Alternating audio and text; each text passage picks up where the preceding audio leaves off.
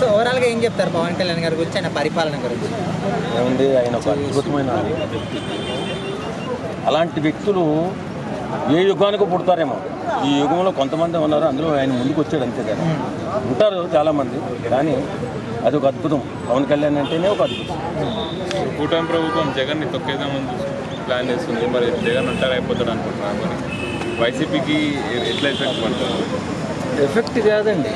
నువ్వు ఈ తెలివి తక్కువ పనులు తెలుగుదేశం పార్టీ చేసినందుకు మళ్ళీ జగనే వస్తాడు 100%. ఎందుకంటే ఈయన ఏం చేస్తాడు, ఈ రాజకీయాల్లో ఎవరిని రావని పక్కకు వచ్చేసేది ఆయన పైన ఆయన చేసుకున్నాడు అనుకో. జగన్నే నల్లత్రాసు పైకి వచ్చేస్తుంది. వచ్చి తొక్కితే తెలుగుదేశం అనేది ఎక్కడ ఉంటుందో కూడా తెలియదు. వాస్తవంగా ఆయనకున్న ఓటు షేర్ ఉందిగా 40%. పవన్ కళ్యాణ్ వల్లే ఈవేళ కూటమి ప్రభుత్వం నిలబడింది అంతే. లేదు ఈ రాజకీయాలు నేను తట్టుకోలేనని పవన్ కళ్యాణ్ పక్క దొరికానుకో ఏముండదు ఇక. ఆ దేశం, ఆ రాష్ట్రం మొత్తం అరాచకమైపోతుంది. వాళ్ళు సమానంగా ఉంటారు, వీళ్ళు సమానంగా ఉంటారు. మొత్తం రౌడీజం పేటరించిపోయి సర్వనాశనం అయిపోతుంది రాష్ట్రం. కూటమి ప్రభుత్వం వచ్చిన తర్వాత కొంతమంది రాజకీయ నాయకులు రాజీనామా చేస్తున్నారు. మొన్న విజయసాయి రెడ్డి గారు కూడా రాజీనామా చేస్తారు. దాని గురించి ఏమంటున్నారు? వాస్తవంగా ఒక వ్యక్తిని బాగా నమ్మితే మోసం చేయకూడదు, వెన్నుపోటు పడకూడదు. ఆయన రే కుర్చీతా తాగు, రే కుర్చీ మత పెట్టే ఎలాంటి.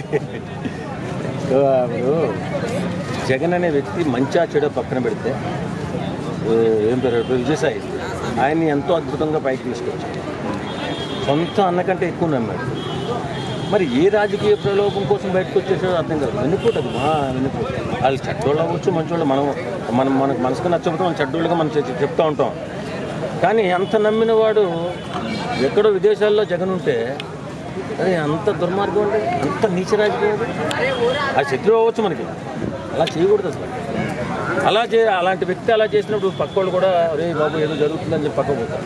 వాడు పార్టీ పాత్రం అయిపోవడానికి కొంచెం అవకాశాలు ఉన్నాయి. అలా చేయకూడదు. ఇప్పుడు అమరావతిలో డెవలప్మెంట్ ఎట్లుందనుకుంటున్నారు? ఇప్పుడు బాగా మొదలవుతుంది కాబట్టి బాగా కేంద్ర ప్రభుత్వం బాగా సహకరిస్తుంది. బ్రహ్మాండంగా డెవలప్ అవుతుంది. ఇంకొక 5 సంవత్సరాలన్నా ఉండాలి. పోలవరం గురించి అదే అయిపోతుంది. ఈ 5 ఏళ్లలో లోపే అయిపోతుంది, 2-3 ఏళ్ళనే అయిపోతుంది. చేస్తారండి పని చేస్తారు. చంద్రబాబు నాయుడు ఇంతకుముందు అంత ఈజీగా తీసుకోవాలి. ఇంతకుముందు మా అందే ఉందలే, మనం ఎలా నిలబడితే అలా అయిపోతుంది అనుకున్నాడు. ఒక్కసారి ఎగ్గిరిదంతే పడి గోతులని ఇప్పుడే లేచాడు. ఇప్పుడు కానీ పని చేయకపోతే అసలు ఇంకా బతుకున్నది వేస్ట్. సో ఇప్పుడు నెక్స్ట్ ఒకవేళ చంద్రబాబు కాకపోతే లోకేష్ సీఎం ఇస్తారా, లేకపోతే పవన్ కళ్యాణ్ ఇస్తారా? అది కాలేజ్ నిర్ణయిస్తుంది. ఇప్పుడు వాళ్ళకి సంఖ్యాబలం ఎక్కువ ఉంది కాబట్టి లోకేష్ అంటారేమో. కానీ ఆ తర్వాత లోకేష్ అన్న తర్వాత చాలా రాజకీయం బాగా బలం చంద్రబాబు నాయుడుకి చేయలేరు కదా. తర్వాత ఎఫెక్ట్ పడతాయి. ఒకలో సీనియర్స్ ఎక్కువ ఉంటారు. ఇప్పుడు మన తెలంగాణలో చూడు, సీఎం ఏమో రేవంత్ రెడ్డి సీఎం అయితే ఇప్పుడు మనం ఎక్కడ చూసినా సీఎంలాగా అందరూ సీఎంలాగా ఉన్నారు. మొన్న జరిగిన సన్నివేశం మీకు అందరికీ తెలుసు కదా, యూట్యూబర్స్ అందరికీ.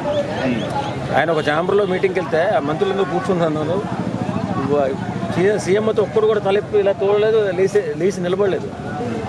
లెగిసి నిలబడాలి అనేది ప్రోటోకాల్. వాస్తవంగా వయసులో చిన్నోడే సీఎంఏ కదా, సీఎంఏ కదా. అందరూ సీఎంలు అయితే పరిపాలన ఎలా ఉంటుంది?